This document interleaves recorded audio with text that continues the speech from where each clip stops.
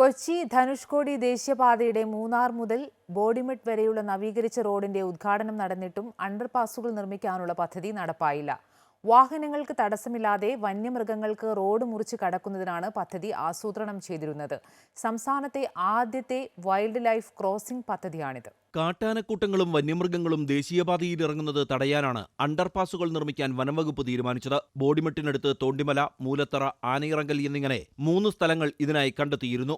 പലപ്പോഴായിട്ട് വരുന്ന ടൂറിസ്റ്റുകൾക്ക് അടക്കമുള്ളവർക്ക് വലിയ ബുദ്ധിമുട്ടുണ്ടാക്കുന്ന രീതിയിൽ പലപ്പോഴും വാഹനങ്ങൾ വന്യമൃഗങ്ങൾ തടഞ്ഞു നിർത്തുന്ന രീതിയിലേക്കുള്ള സംഭവവികാസങ്ങളെല്ലാം ഉണ്ടാവുന്നുണ്ട്. അപ്പോൾ ഇതിന് ശാശ്വതമായ പരിഹാരത്തിന് വേണ്ടിയിട്ടാണ് അണ്ടർ പാസേജിങ്ങിന് വേണ്ടിയിട്ട് വനം വകുപ്പ് തന്നെ പ്രപ്പോസൽ കൊടുത്തുകൊണ്ടാണ് ആ പണിക്ക് വേണ്ടിയിട്ടുള്ള പൈസ അടച്ചിരിക്കുന്നത്.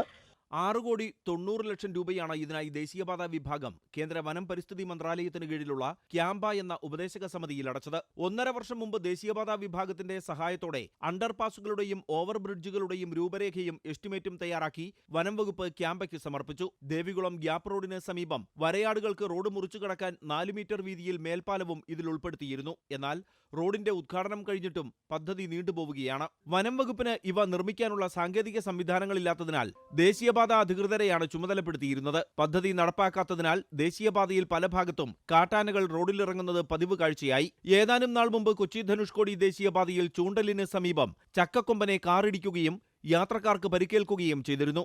MC Boban, Amrita News, Idukki.